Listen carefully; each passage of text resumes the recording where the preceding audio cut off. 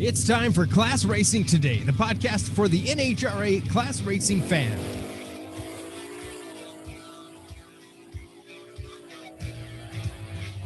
Welcome back to another episode of Class Racing Today, the podcast where you learn things about class racing with Brian and Bobby.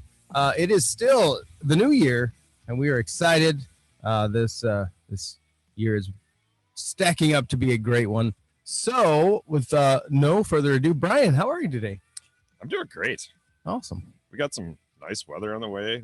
37, I think, for a high here in South Dakota. We're going to be 40s next week, and I actually unmothballed my car, and we pulled the motor and transmissions and tore it all apart, and doing a big rewire job. So, starting to get excited talking about class racing again. Bobby, I noticed that you are pimping some more merch or something behind you. I'm always outnumbered on this show. I have to represent my brand, but a good friend of mine sent me this banner here, and it was too nice. I had to get it up there. So thank you, Steve, my buddy Steve, out in PA. Awesome. What's on tap today? Well, today we have probably one of the most feared drivers in, not only NHRA Division I stock eliminator, but in the entire country. And she went on an absolute tear in 2019 when she won the stock eliminator championship. Not only that, she won the Division I championship with a perfect 5 for 5 final round, 5 wins. She put up 525 points, which is perfect. I don't think it's ever been done before, let alone, I don't know all the history behind like the first woman to do. I know she's the first woman to do such a thing because she's the first person to do such a thing. So without further ado, we have Allison Smith, who is now, since 2018, Allison Doll. Welcome, Allison. Thank you, guys. Thank you so much for having me. It's a pleasure, and I look forward to talking some class racing with you. Now, Allison, for those that don't know, runs, a B stock automatic 98 Firebird, sometimes A stock automatic though, right, Allison? Yeah, if it's an A, B, and C, I don't run C as much anymore since we got hit with weight in 2015 early on in the season. It's just really hard to get the car to C weight with me in it. A lot of the other drivers have an extra 100 pounds to kind of sit in the seat, and I don't. So just hanging an extra 100 pounds off the car, you quickly run out of space. So we're kind of stuck in A and B, although it feels like C is really the place to be right now, but it is what it is. I know, Alli, I think you and I are the only two human beings that can actually fit in your car and my car. So Anthony Fetch could squeeze into mine too, so he probably can fit into yours, but he's wiry, so he fits right in. But yeah, I kid with Anthony all the time, like we're like the only two who can fit in this thing. So you're up in A and B. That's where, Brian, you're up in A and B also, right, with your Camaro? Yes. Yep. The popular destination right now. It feels like every time you go to a race, even though they're limiting the nationals really hard. So I'd say at an average Division I race, we have 8 B stock cars. So at a divisional, you take 110 stockers and you have 8 B stockers. That's not a big deal. But I feel like at the nationals, you still have the 8 B stock cars, but now you only have 60 people, and it's like, oh my God, pull hair out. What am I gonna do? Yeah. It feels like the proportion doesn't actually change when you go to the nationals. So it makes the heads up scene way more complicated, but like I said, it's a popular destination right now. Oh yeah. Does that play a big role in your strategy? It does for me because, you're probably in the same situation, but the LT1 cars, they're fast, but compared to how the other cars are competitive on the index, I would say we're definitely not the most competitive car against the index. So you got to kind of play it smart. You don't want to get in a situation that you can't win or, you don't have a good exit from. So it is hard. And I think that's why it makes nationals more difficult for our car type than divisionals. Yeah, I haven't found myself. I take that back. I was in one heads up round, but at the point, it was like the first race I ever went to was just an association race, and of course it was against Corda, who has probably got 60 horsepower on what I had at the time. So Yeah. I went like 400 red. I was so nervous and excited at the same time that it really didn't matter. It, it's really difficult, and I find myself, I'd say on average, I get 8 heads up runs a year, and probably 6 of those on the slower car, and I probably squeak by 4. It's probably 50-50.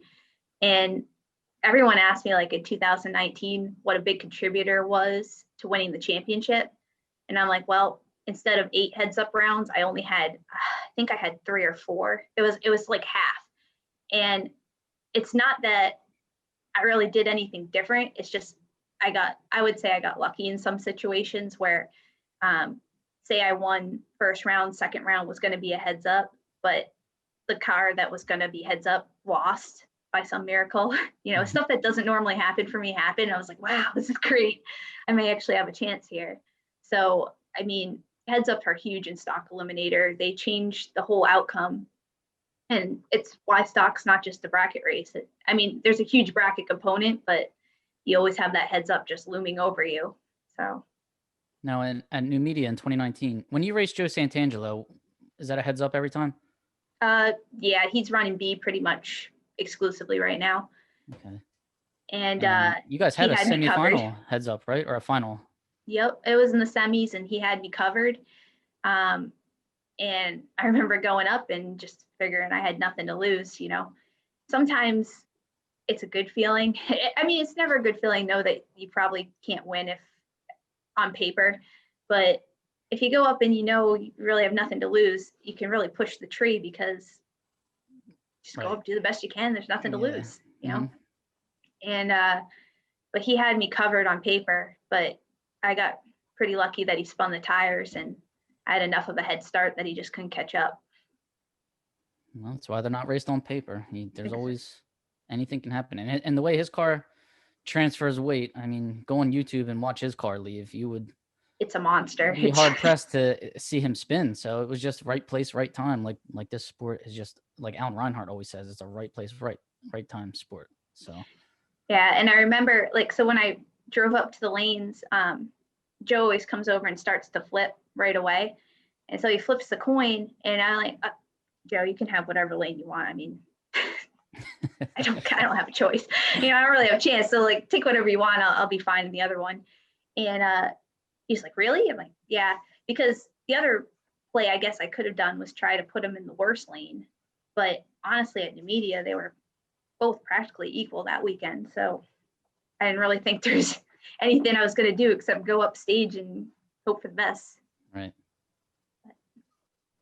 It just goes to show too, there's a mindset involved, like knowing that you've got a chance, just go up there. There's nothing to lose. Like the guy that probably has the guarantee probably has the most pressure sometimes. And, just not letting it get in your head, go up and just rip the tree down and make a good lick. And that's what's kind of cool about it. Like, that's where I struggle is like, I'm so paranoid about it, but yet it's never actually happened. So I think it's more of a fear of the unknown. And you kind of take yourself out of the fight when that gets in your head. Yeah, I've had a lot of situations where I'm the underdog in a heads up situation. And for example, one of the best heads up cars probably in our division in my class is Jim Boudreau. He is just a monster because he knows exactly what he can do to his car. He never spins. He always comes out and he's 40 or 50 on the tree, and he probably always has almost everyone covered by a 10th, So, that's pretty much an unbeatable combination. And the only way you're going to beat it is you got to go up and just give it your all, not be afraid, because really he's probably going to do the same thing he always does, and he's probably going to win. So you're just making a time trial. Just go have fun and, hope something different happens. But what a honor though to beat somebody like that. That's unbeatable. Like that'd be the coolest part. Like that's better than winning the race probably. It would be awesome. I've never beaten him, so I don't know the feeling yet, but Jim's awesome. He's such a nice guy. And I've had the honor to losing to him in both the semis and the quarters, and he went on and won both of those races. I'm like, well, I feel like I was a little piece in that. in his wins, but he's just a great guy. He's always been fast too. Now, were you guys on par with his combo? Maybe not personally with Jim, because he's just Out of a the park. monster. But up until 2015, were you guys, before you guys got the hit, did that really just pretty much guarantee that your combo just can't run with those older combos now? I would say that before we had the hit, we probably could have forced him to take a hit if he was running us. Whereas now I think he has enough room that he could, back into us, or there's enough room that he could probably stay below the automatic horsepower trigger, and with the number of 69 Camaros there are, I think if it gets flagged, he's probably still not going to get a hit. So I would say the hit on us probably made it close to impossible for us to give a 69 Camaro a permanent hit. That being said, if you get that unbelievable air that's, mine shaft conditions, it could still be possible. I'm not saying it's out of the park. I'm just saying the conditions would have to be right. Everything would have to be 100% right now. Whereas before, I think we had a better chance. I'm not saying we could have beat him flat out, but I'm saying with the automatic horsepowering, maybe mentally he wouldn't want to take the stripe. Right. Yeah. Possibly. You could still get light. He could still cut a 120 light by accident, and now you have your shot to push him out. Exactly. Take the hit. It's a chess game. You have to play that. I can't stand when people do this 1,000-foot racing crap. If you get paired up heads up against the same guy constantly, and you guys keep doing a 1,000-foot race, you're just an idiot, in my opinion. Like, do your best to make him get hit with horsepower. Yeah. Like, why not? I that's my mindset. If you're not gonna, if you can't win it, at least you can help yourself to try to be able to win it the next time. Right. A long-term investment. Yeah. Exactly. And it is what it is, but that's kind of, yeah. So comp is definitely more of a chess game, but stock is also a chess game in some regards with the heads ups. Well, that's what I'm doing. That's why I'm moving up to K. L was my hiding ground for when I was slow. I'm a little quicker now. I'm ready to tassel with the big, the big guys in K. K can be very crowded too. Sometimes you go to a divisional, there's one or two of them, and then sometimes you go and there's 7 or 8 of them. And it just depends who wants to run where, what week. And the big problem, moving from A to B, is that in A, you lose in 10th on the index. So if you're at a race where I can qualify 90 under in B, I can only qualify 80 under in A because of how the index changes with weight. So it is tough for me to go to A. I like it better. I like being faster. It's fun, And I think the car likes it better too. You're not hanging weight on it. It's transferring as it's meant to transfer. When you're hanging weight on it, sometimes I think, you're trying to put it in the back of the car and it acts more like a seesaw rather than just naturally coming up and going. Oh, no. Yeah. So, I mean, it's all these things to think about, but at the end of the day, you got to look at where you're most competitive, because you don't want to put yourself out of the equation just because you in a class that you shouldn't be in. Right. And that was another thing. I want to be as light as possible. I think it would just maybe add to the consistency if for a low power car like mine to just get out of the hole quicker and not have to, lug that weight down the track. That was at the very least, it's something to try. I mean, I didn't know my car was more consistent without the weight in it, and I didn't know it liked it better until I took it all out. And unfortunately, it probably cost me the division championship in 2015 being in A, because I lost so many heads ups. But at the same time, I learned a lot about my car and I drove better, and there was good and bad, but you never know until you try something. A tenth of a second's a lot of spots on our qualifying sheet. I mean, because L has a weird 1270 index and K has a 1265. So that 500ths right there, just if 500ths moves, because I pay attention to that a lot on our sheets, it's like 15 spots you can move up just by going 500. So for you, a tenth might have been, that 15 to 20 spots you could move up right there. If you're really trying to play the game, And at the time, so at the very beginning of 2015, I started the year by blowing my motor. Oh, it was a rough year. So first we had the weight hit, then I blew my motor. I was just like, I should just not be racing this year. But, But when we put the motor back together, we didn't dyno it. We just threw it back together. And BS did a great job. They got it back to me in like 2 weeks. It was awesome. And so I'm very thankful for that. But the car just wasn't where it should have been, And it is what it is. I got to race. I'm not complaining, but I probably should have at that point. Like, I had done everything to set the car up to run A. So I just stuck with it. But at that point, when I realized how much slower it was, I probably should have moved it to B. But hindsight. Mm-hmm. Yep. Oh yeah, hindsight really is 2020 now. I had to throw that in. The thing I think on our cars too that gives us a little bit of an advantage is the weight distribution is so good on that chassis, and they work so good.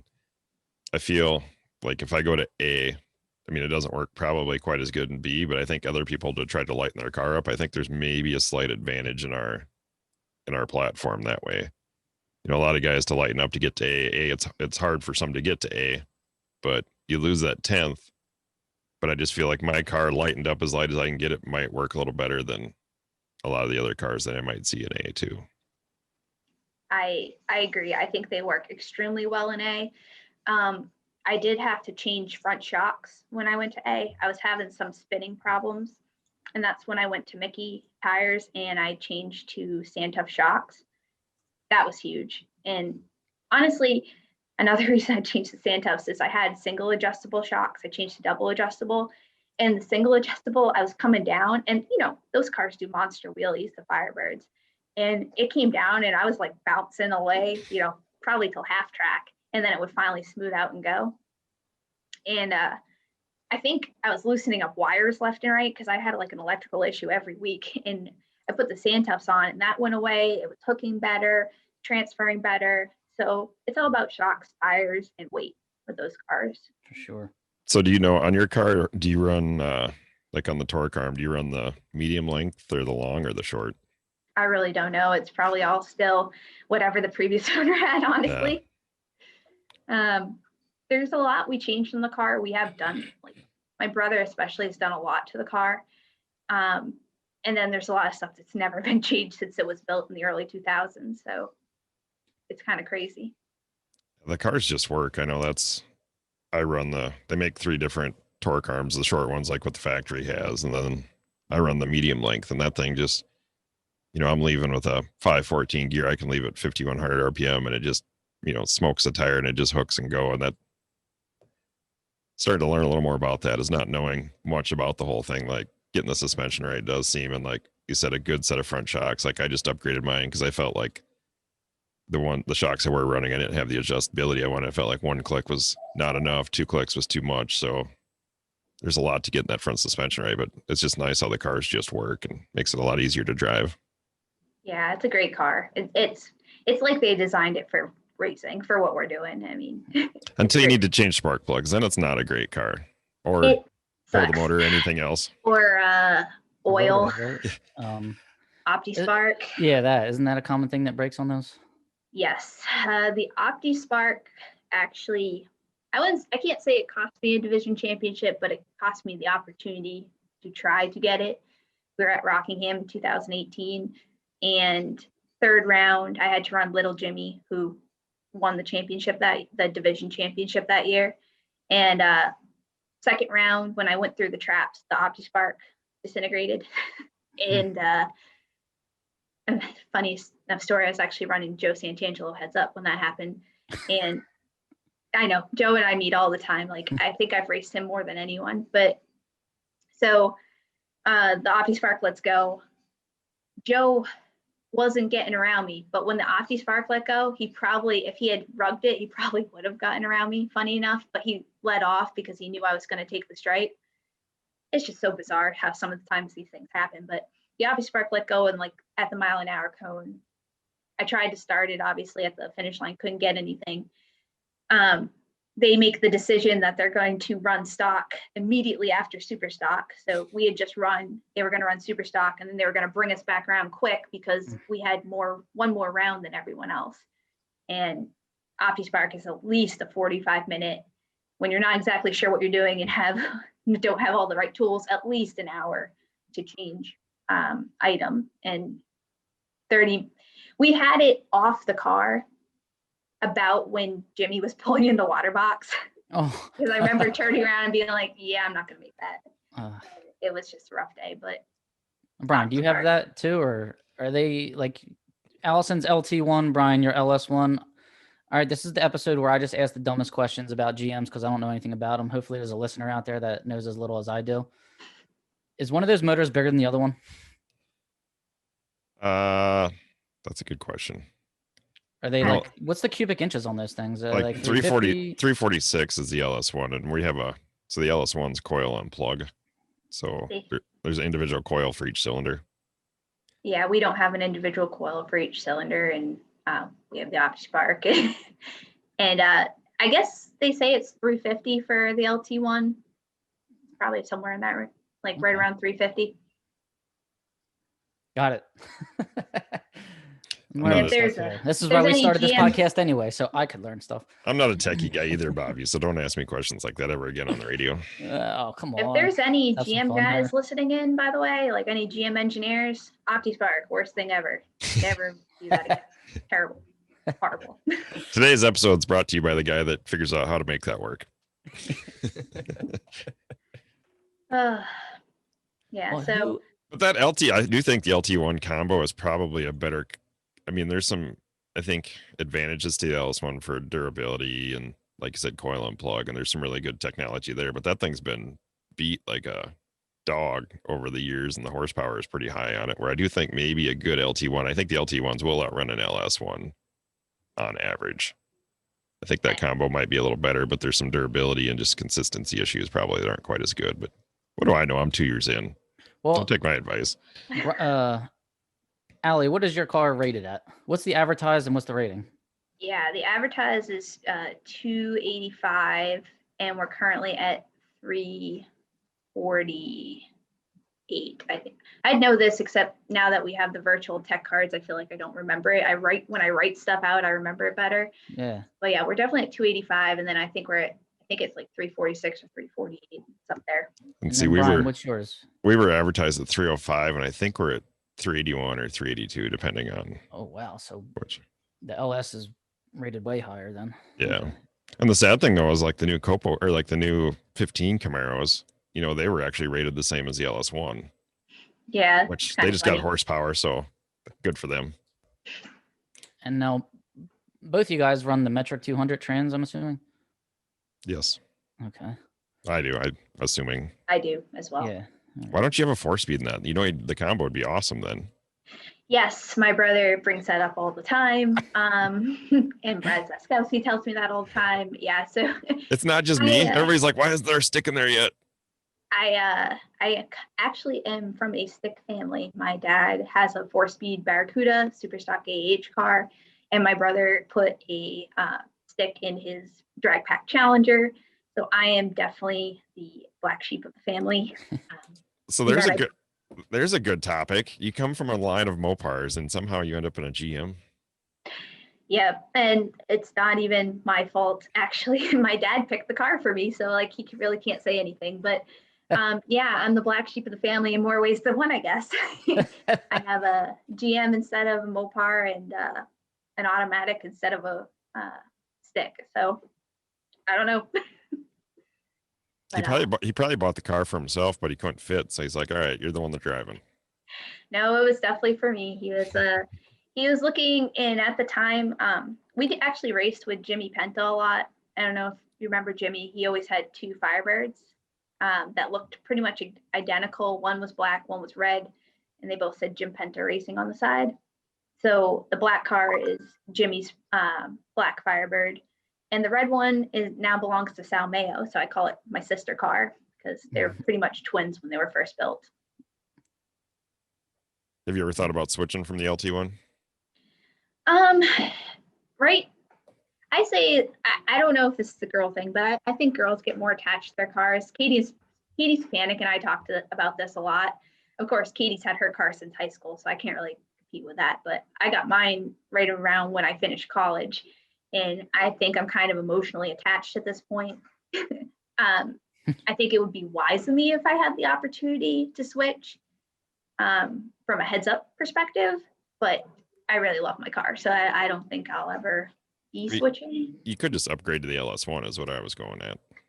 Yeah, I could do that too. We have talked about that, but then, if he updates, you're almost better off taking the drivetrain out of what I have and putting it in a Corvette. I mean, same with the LS1. The LS1 drivetrain is way better in a Corvette. So you still end up changing cars because the LS1 drivetrain and the Firebird, as you said, it's still kind of beaten. Unfortunately. Yeah, that Corvette combo does seem super simple, but I think those cars would be kind of a nightmare to make work too. So it's kind of a.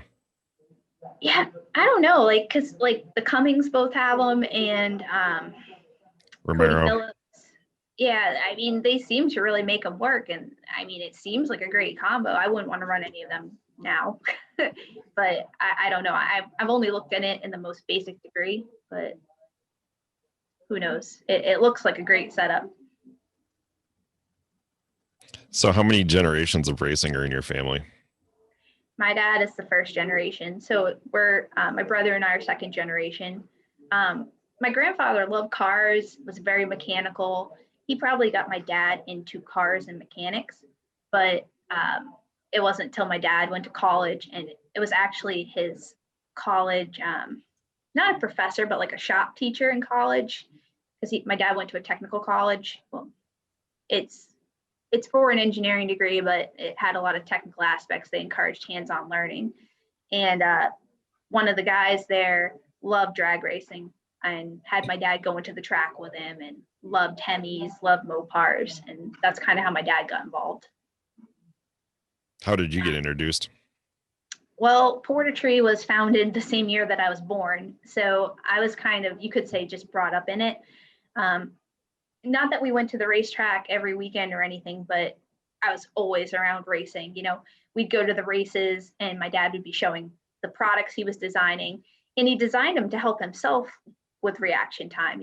He used to make test track systems because he couldn't figure out, he had a lot of questions about rollout, didn't fully understand it. So he built test tracks to actually launch his own vehicle in the yard and learn about all the aspects of racing to try to get better when he went to the racetrack. And I kind of just grew up around all that.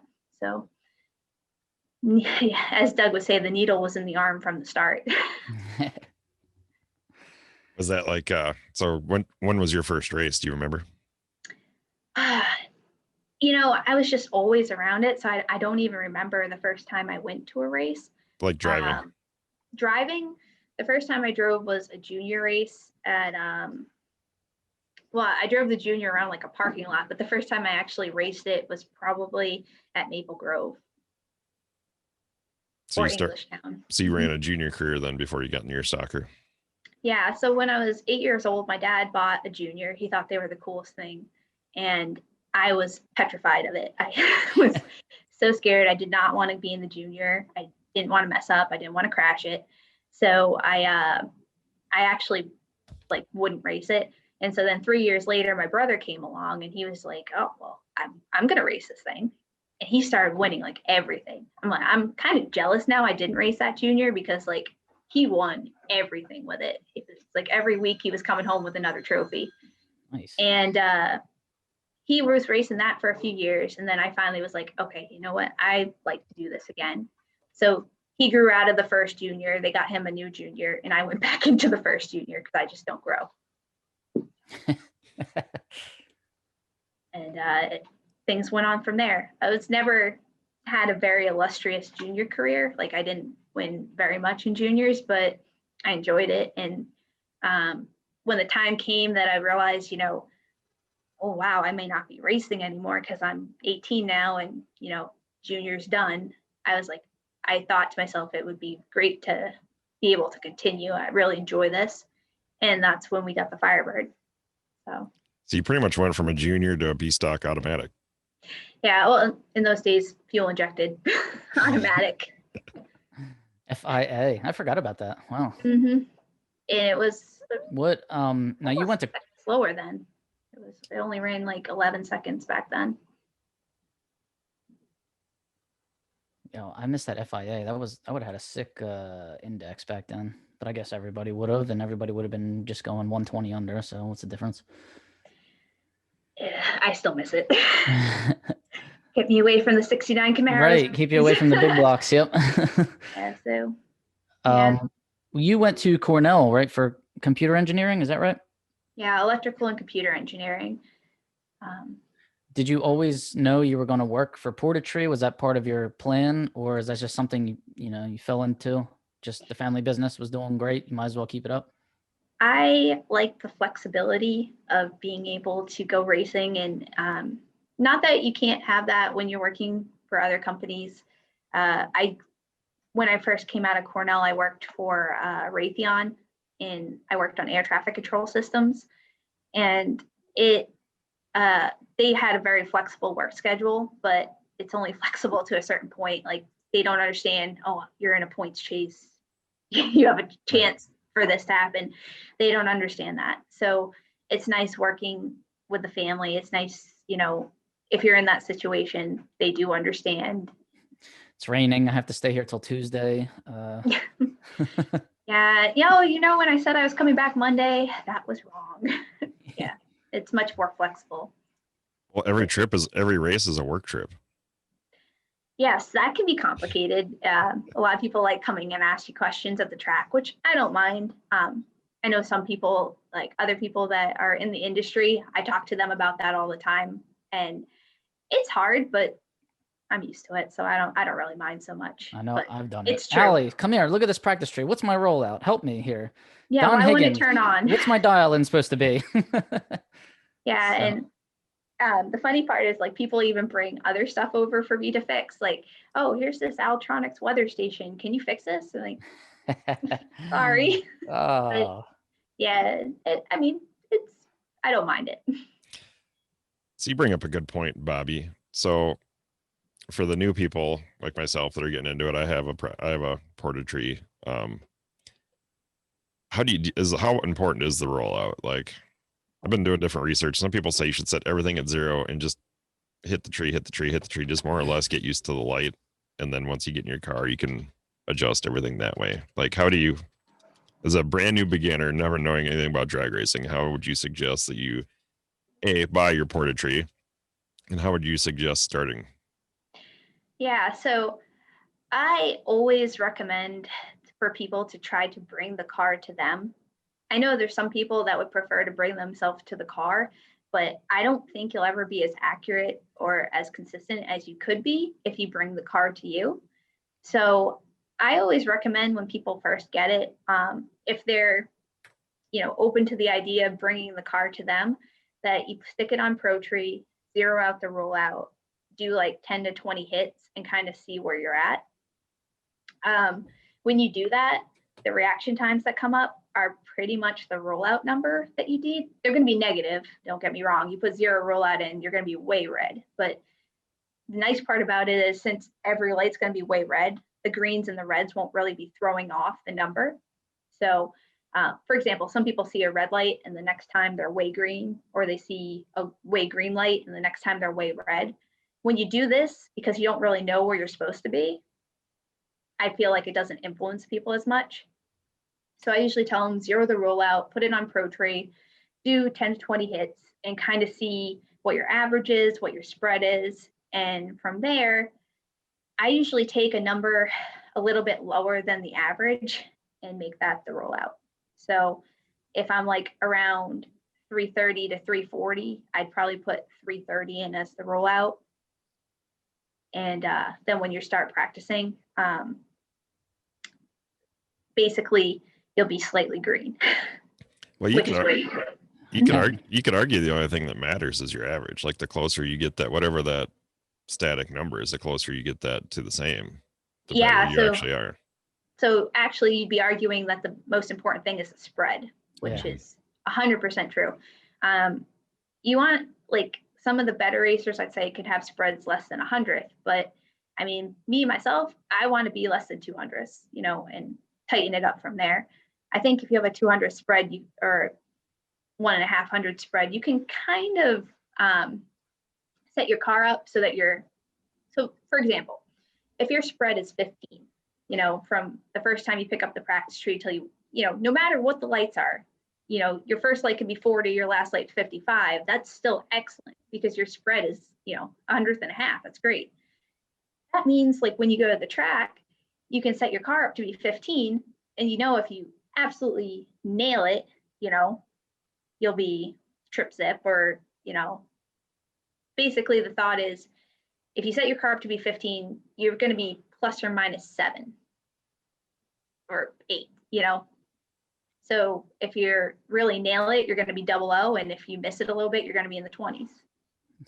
That'd be a great place to be. Dream situation. Yeah. Yeah. Well, what's funny is Bobby and I always argue all the time that, I look at everything from 30,000 feet because I don't know anything. So it's like just pure basics. Like, yeah, seeing a 00 on the porta tree or the, practice tree it's more of an ego trip. Like, oh yeah, I was 00. Well, if you're 00 to 080, that's not very good. In my opinion, like I just want to get that as consistent as I can because then all your training is the reaction from when you see the light, correct?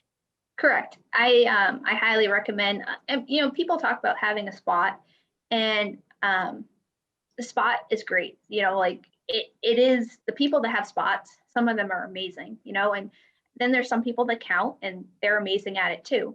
But I think for someone that's a beginner that's never done it before, the best thing you can train yourself is just to react to the light because that is a fixed spot. I hate to use the word spot, but it's a fixed thing. The light is always going to come on.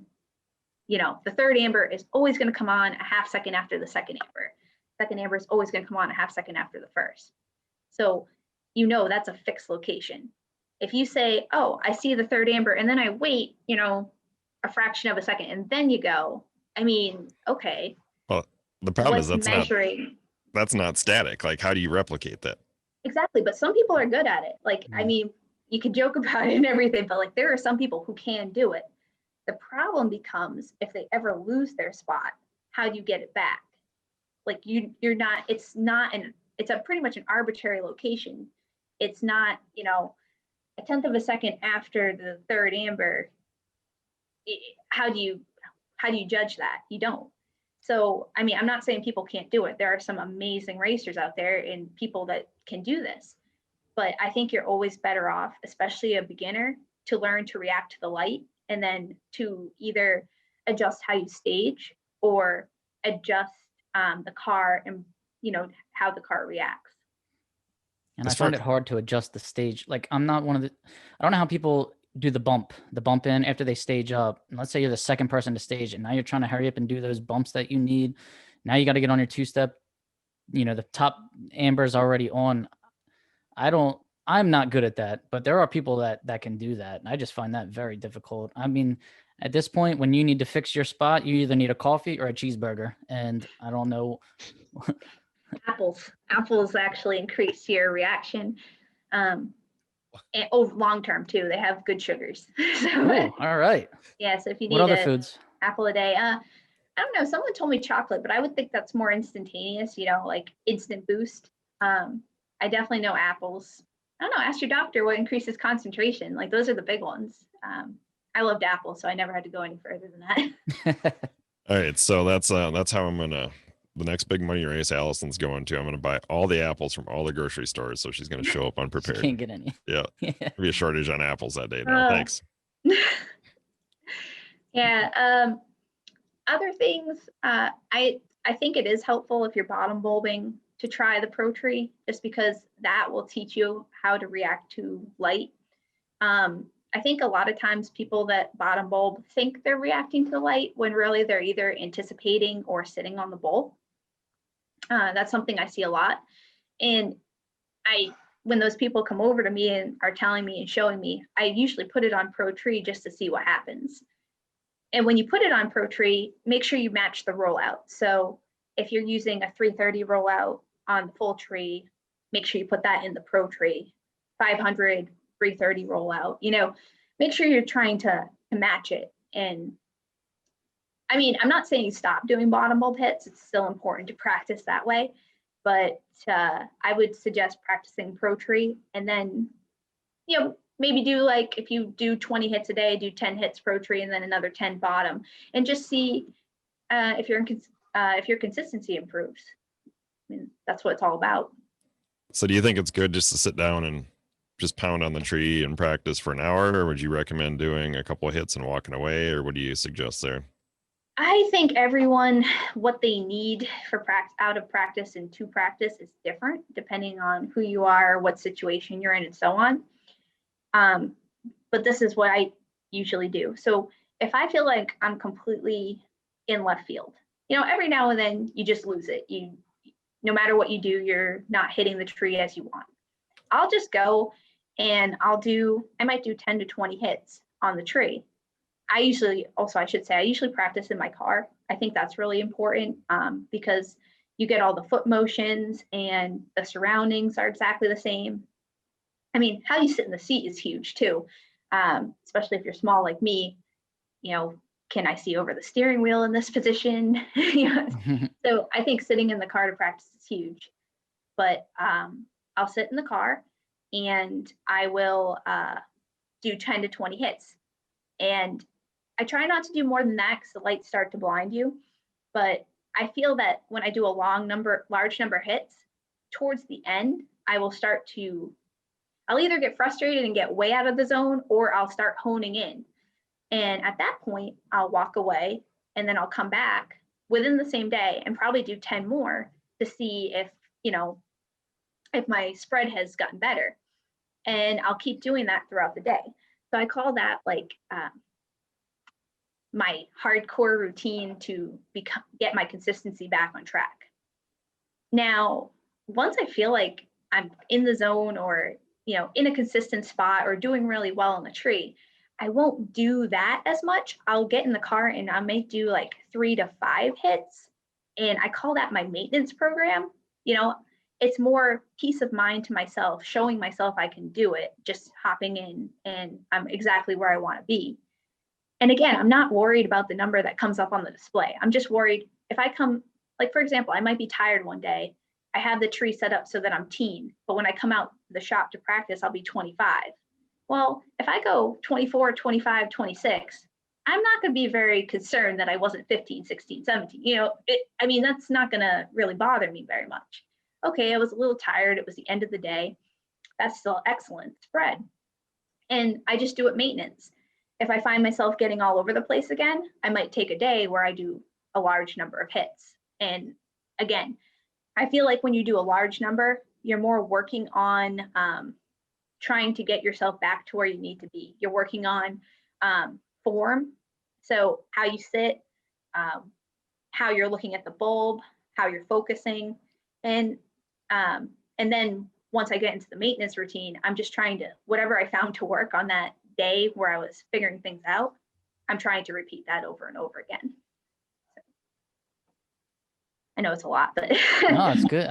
This is very informative. Now, those that are listening, you don't have to have a full size big official tree to practice in your car. You can bring your little porta tree in the car with you. You have a connection that'll go from your trans brake or 2-step button that'll plug into the tree, and you can sit in the car and practice that way. Also, it's good just to get your seat position, your foot pedal pressure, because sitting on the practice tree in your living room where you're using your thumb, that's not going to benefit me. I've never left in a trans brake car in my life. I don't even know what it's like to leave with your thumb. It's either a clutch pedal or a 2-step brake pedal for me. Yeah. So, and most people are slower off their feet, probably by about 100th. So, if you practice with your thumb all the time, you may not realize those slight differences. And your feet are what you want to get consistent, especially if you're in a stocker clutch car. But the other cool part about getting the in-car connection is if you are practicing, like even if you're in a super stocker and have a button, you can use the exact button that you're using in the car instead of a practice button. So that's huge, and I highly recommend it. And like you said, you don't need the full-size tree. I think the full-size tree gives you the most realistic setup, with the LED bulbs and everything. But a lot of people don't have 40 feet to put it out in front of their car. That's my problem. Yeah, it's too close and it is blinding. A lot of times my car is in the very back of the shop with a million other cars in front of it, 2 other cars, but it's all the way in the back because it if it doesn't need maintenance, it just goes to the back of the shop. So I take my eliminator and I just set it on the hood, and then I run the 2-step wire out and plug it into the side. So it works great. It's really easy to practice. I even practice at the track. I mean, I'm sure you've seen, you come by and the eliminator's on the hood, and that's what I'm doing. So Yep. So let's talk about that. So how do you plug your 2-step into your eliminator? yeah, so basically the 2-step, behind all the magic it does with releasing the car and whatnot, it's basically just a 12-volt switch, So when you press the brake down, it's applying 12 volts. And when you release it, it's releasing, going back to ground. So that's all it does. The trans brake connection for the next gen is looking for a 12 volt. 12 volt stages the tree, 0 volt releases it. So when you have a trans brake connection or a 2-step connection connected to your car, basically instead of going to the 2-step, when you're running, it's going into the practice tree, just giving it a 12 volt on off signal. So do you guys wire into that? Yeah. Do you guys sell that connection with just like bare leads then that you wire in, or? Yep. Red wire goes to the 2-step signal and black wire to ground. Super easy. Just hardwired in and have it sitting right there in the hood. You just plug it in and you're ready to party. Yeah, exactly. And it's great. I tell everyone, when I am outside the car on the practice tree, I'm playing. When I am in the car on the practice tree, I'm practicing. There is that much of a difference. Excellent. Very informative. And so what's the latest model you have? Is it the Eliminator 2000? Nope. The Eliminator Next Gen has a touchscreen, full color display, so many new features. Like if you are a clutch racer, stick racer, it has shift points. It has so many delay box features, which aren't really applicable to your audience, but it does have that. So if you're a bracket racer and a class racer, it has all that stuff you'll need. Has so many random opponent, so that, one complaint I often had with the practice tree is that when you're in single user mode, the single user, the computer player, always cuts the same light. So now you can actually select a range. So you could have a 006 light, but you set your computer player to be 005 to 15, and your computer player gets 005. It's completely random. It's not like it's trying to, oh, we got a 006. I'm going to make the computer player 005. No, it picks it before you even run. So it just, I think it adds a little bit more competition to it and makes the single lane practice a little more fun. Nice. Anything to simulate the real thing. Yeah, one of the newest features that's my favorite, and people with older next gens may not have it, but all the new ones have it, is result blocker. And what that does is it actually blocks the results from the screen. So you can do like 10 hits and you'll have no idea what you had. If the lights are red, they won't show as red. They'll just completely block everything. And then you can go into the statistics and see what your lights were. So then if the lights are affecting you or not. I'm not really sure how you can improve on it yet. I haven't figured out, how do I emulate this? If I do better that way, how do I emulate this in real life? I haven't figured that out yet, but it's still kind of neat. So I think it shows people, yeah. I would think that'd be good mentally. Like you can just go in, do your 10 hits, and you're not affected by any of the outcome. Like you're not going to change your spot. You're not going to. Yeah. I mean, I think mentally you could start playing games like, oh, I missed that one. I need to step it up now. I mean, that would be kind of a. Right now, I think it's more to show people that they can do it. A lot of people are like, oh, I can't do that spread. But then, you put results blocker on, out of the box. It's like bing, bing. I did it for, not saying Jeff Kondratik said he couldn't do it, but I did it, put it on Jeff's, and his spread was like 3 thou. It was incredible. Like he did 10 hits and 3 thou. It was like, wow. It was awesome. And we were trying to prove that there wasn't a problem with Kelly's car. So he was in her Super Street car.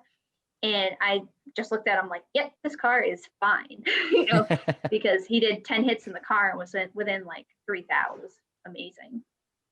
Now, I do try to, when I am practicing, I try not to look at the number. I try to guess in my head what I thought that was, then look at it, because I think that's beneficial to try and somewhat know what kind of light you had when you left the starting line, so you can execute your whatever plan you have for the finish line.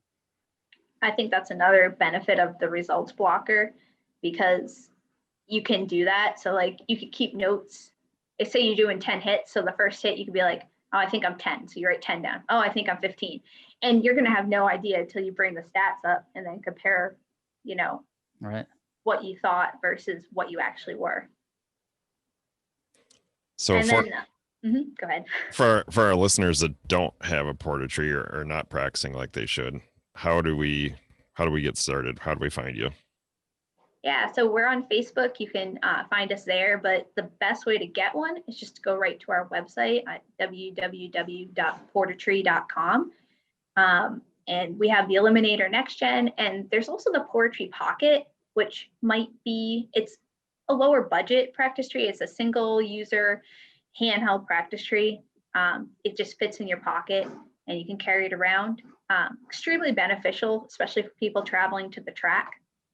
So I would probably recommend one of those, especially to get started. And Is that a battery operated, the practice or the pocket Yes. tree? Because you Both can of have them that in can your run. race car. You can have that in the staging lanes for people that want to like hit it real quick a couple times before they go up to the line. Both can run on batteries, the Next Gen or the Pocket, but the Pocket definitely has a longer battery life. Cool. Is there any promotions or sales or anything for people listening? We just finished our Christmas sale, holiday sales and stuff. I'm really not sure what's going on right now. I probably should know this stuff, shouldn't I? Yeah. Well, next time you have a sale, we can maybe we can get the audience to You know aware of what? it. If they contact on Facebook or Instagram, just message us through there and I can get you guys 5% off if you're here through the show. So just tell me you're listening to Bobby and Brian's show, and I'll give you guys 5% off. Just message me through Facebook or Instagram on the Portraiture Facebook or Instagram page. How's that work? That sounds good. Great. Now I'm going to have to buy another one. Thanks. That's what I like to hear. Great. Outside of the Portraiture brand, though, Allison, because she's, an electrical engineer, she has provided us in D1. I don't know if you do the rest of the country, but NHRA text messages us. We sign up for text message alerts when, it's time for stock or super stock or whatever your class is to go to the lanes. I did not know that you set that up for them. So that was a really cool feature. Yeah, I always, I'm concerned at tracks where you can't hear the radio or the radio's not working or for whatever reason, you can't really hear the lane calls. So I always thought it would be neat if you just got a text. I did a lot of development on it and the Nationals all uses it. I'm not sure all the divisions are still using it, but they all have it. So not that I want to see you guys attack your division directors, but if they're not using it, they do have it. So. What about texting and time slips? That's never gotten anybody in trouble either, has it? So the time slip stuff's a little more complicated, but I do know that someone from Canada has set up a time slip app. So I think if anything, time slips are going to go the app way. But I'm not saying it's out of the question. It just might get costly to do texting time slips. And it probably depends on the software at the track too for older systems. You guys have your own timing system. I'm assuming that Portraiture and CompuLink, I mean, is it safe to say they're competitors in the timing system world? Yes. Yep. There's like about 4 different timing system companies now. Some of the older ones are starting to go out of business, like TSI. But there's still 4 companies. We're able to do divisionals. CompuLink's the only one approved for national events. But it's constantly changing. So hopefully maybe in the future we'll be allowed to do national events as well.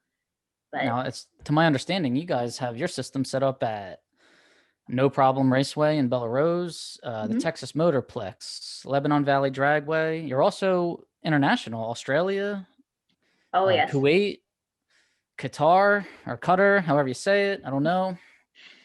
Yes, they're all over the world. Also a huge presence in Malaysia. Believe it or not, Malaysia has like 3 or 4 tracks, and every island in Hawaii had a racetrack, and they all had our timing system. But Oahu track closed down due to metropolitan issues. Like English Town. There was a lot of stuff moving in, and the land was more valuable as housing and other stuff and industrial property. But Maui, Kauai, and the Big Island all have board tree tracks. It's awesome. Oh, well, here's my question. If Texas Motorplex has your system, how will they have a national event? Will they switch to CompuLink that day? And Yep, that is the plan as far as I could tell, but I guess we'll see what happens. I mean, they have months to figure that out.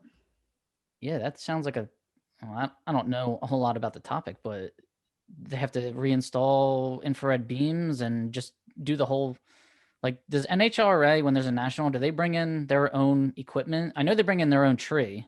They bring in their own timer. They bring in their own timer. As far as I know, there's 2 national event timers, and they bring them in. So you're running on a different timer. So, you run at New England Dragway for the divisional. The timer they use for the national at New England Dragway is not the same timer. That can get frustrating, especially if it's a divisional national back-to-back. Like, everybody runs the Baby Gators, and then they stick around for the Gator Nationals. And it's a possibility that you could have 2 different timing systems in 7-day spread. Oh, you do.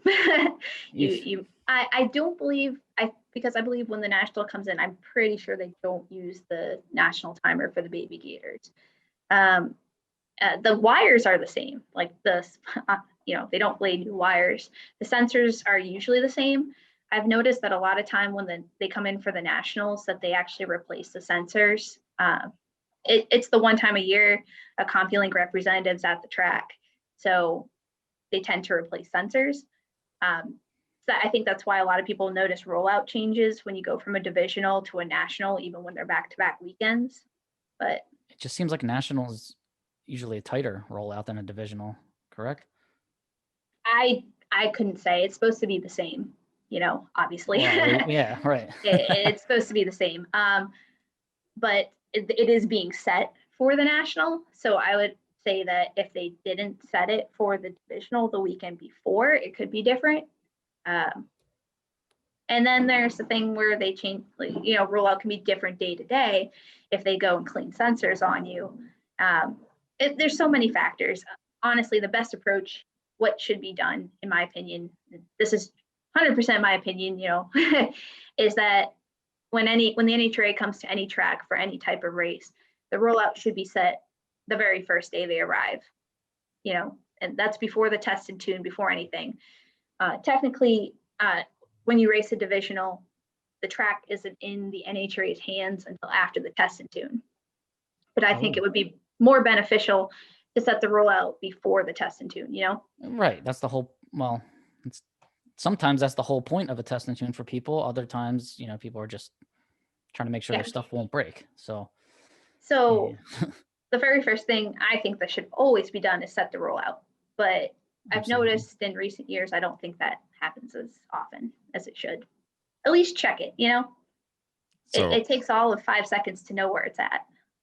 What are your thoughts on True Start? I don't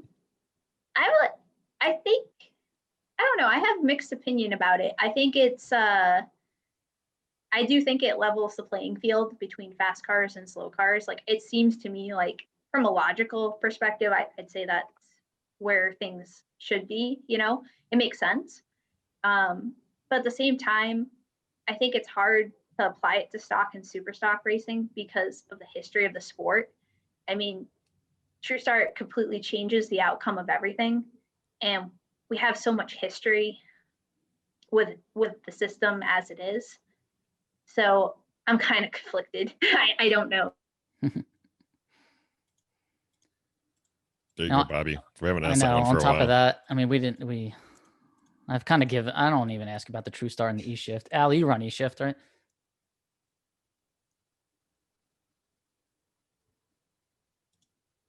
Oh, she doesn't want to answer. Oh, no, I think she left us. I think you scared her away with your True Start question.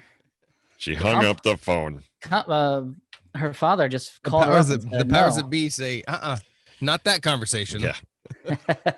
You have been put in jail. Right. Live. Oh, that's a bummer. Just think about like the information that Alli has to offer. And this girl is so very smart. I've asked her so many questions, and not only that, she tunes, her own fuel injection. I've bounced ideas off of her. I mean, we could have an episode with Alli for 3 hours and learn something, the entire time. That's how knowledgeable she is.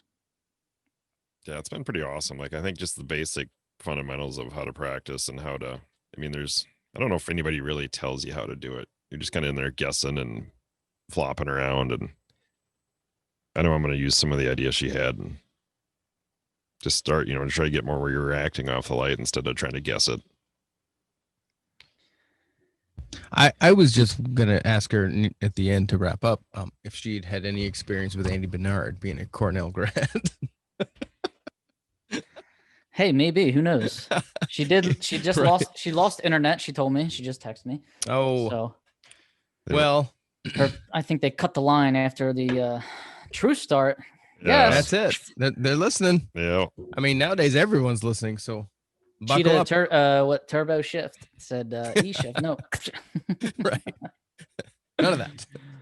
I didn't get to ask her about alpha N or speed density. I mean, she's an absolute genius when it comes to tuning Holly fuel injection too.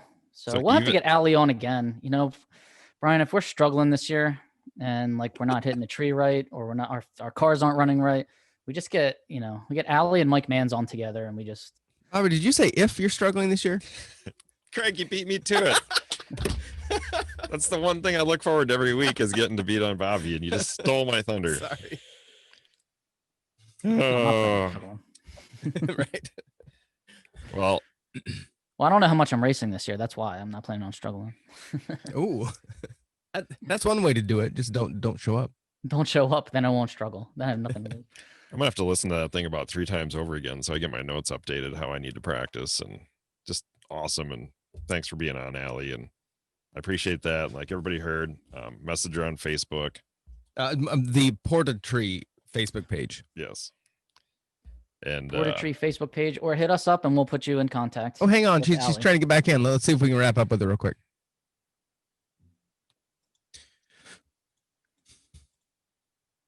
So even the greatest podcast in the world has censorship. Did you hear that, right? Sorry about that. Can you guys hear me?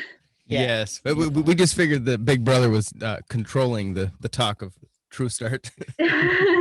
Maybe. No, someone unplugged the router here. Well, he's a stick shift racer, so when he heard E shift, he totally killed the power. He hit the breaker. Yeah, I think I like the idea of True Start. I think it definitely seems like the fair thing to do, like from a logical standpoint. Like we have the technology to do it. It makes sense to do it. There's the genius right there. There he is. He didn't know it was video. Yeah, so but at the same time, I think it's just hard to make the change because we have so many years of history, especially in stock, super stock, and a lot of championships would have gone, like, it would change the outcome of a lot of past championships. So like, I just feel that, or at least I would think it would go a different way. Like, for example, in 2019, the first race of the year I went to at Virginia, I lost a round that I would have won if True Start was in place. But then at New Media, I won a round that I would have lost if True Start was in place. And I won New Media. Do you think that is much different than the advent of uber slow-mo instant replay in other sports? Because, I mean, that has absolutely taken the guesswork out of some of these fine hairline calls. Would it be similar? Not really. It's truly just changing the way. It's basically a rule change. It's completely changing the way certain races are, who's declared the winner. Right, but what I'm wondering is the talk of, well, that would change the the outcome of prior races. It would have changed them. Well, instant replay would have done the same thing had they had it. Oh, is that a similar conversation? Yeah, I guess that is true. And it's just the idea that, I mean, stock and super stock have always been run a certain way. And right. I'm not saying that's, change is horrible. I love change. I'm a techie. So like, if anything, I'm more on the side of it than others. But that would be my only fear, is that it makes it kind of different how the championships run. For example, the 8th mile, quarter mile argument that's going on right now on Facebook over the bracket finals.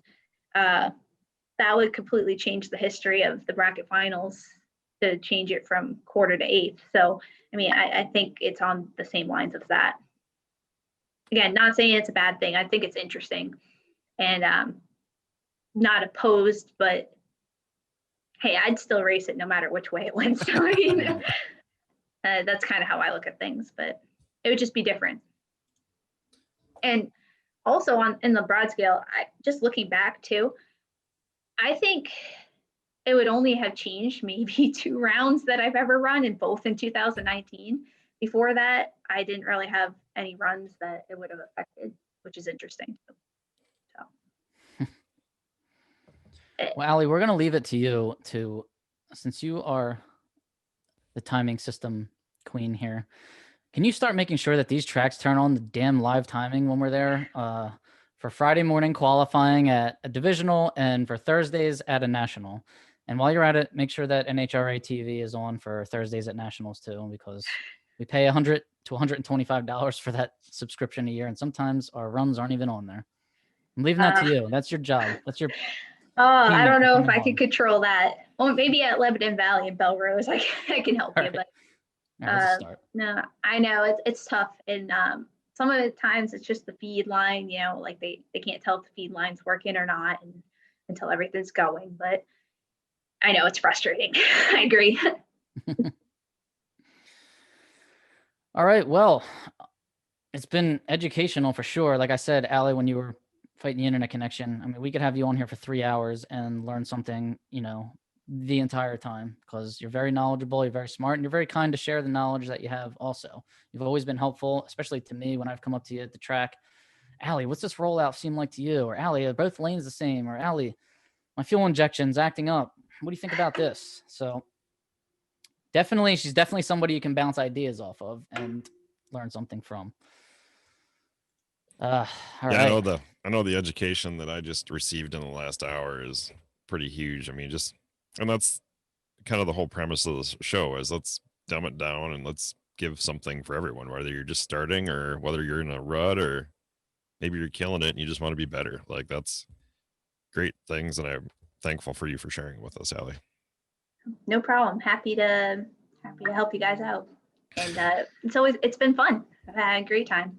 Alli, where can people find you specifically? Do you have any social medias or contact info that you'd like to share? Yeah, I'm on social media. So I'm on Facebook, Instagram. Those are probably 2 I'm most on. I'm on Twitter more just to read what everyone else is writing, because I find Twitter just to be an entertaining location. I'm there. I just don't share a lot. And then, of course, to get on Porter Tree is primarily on Facebook and Instagram. And I do most of the posting on Porter Tree's page. So if you're messaging Porter Tree, you're basically messaging me as well. So there you go. Good to know. And a reminder for our listeners, if they hit you up on Facebook or Instagram and just mention the Class Racing Today podcast, they will receive 5% off, correct? Correct. All right. That's awesome. Thank you so much. Brian and Bobby, any last thoughts before we wrap this killer episode? I just want to get done so I can go practice. Excellent. All right, this is practicing the whole time while we were podcasting. You should have. That's right. So totally focused. Give her my range. This is Class Racing Today, the podcast for the NHRA Class Racing fan. This is still 2021. Brian and Bobby, thanks a lot. Alli, thank you so much for coming on and giving your insight and a little bit of the technical knowledge you have. We appreciate it. ClassRacingToday.com is the website. ClassRacingToday@gmail.com if you have any comments, suggestions, or you want to come on the show. Send us a note. For Brian and Bobby, this is Craig. Have a great day. Happy New Year once again. See you next time. Bye.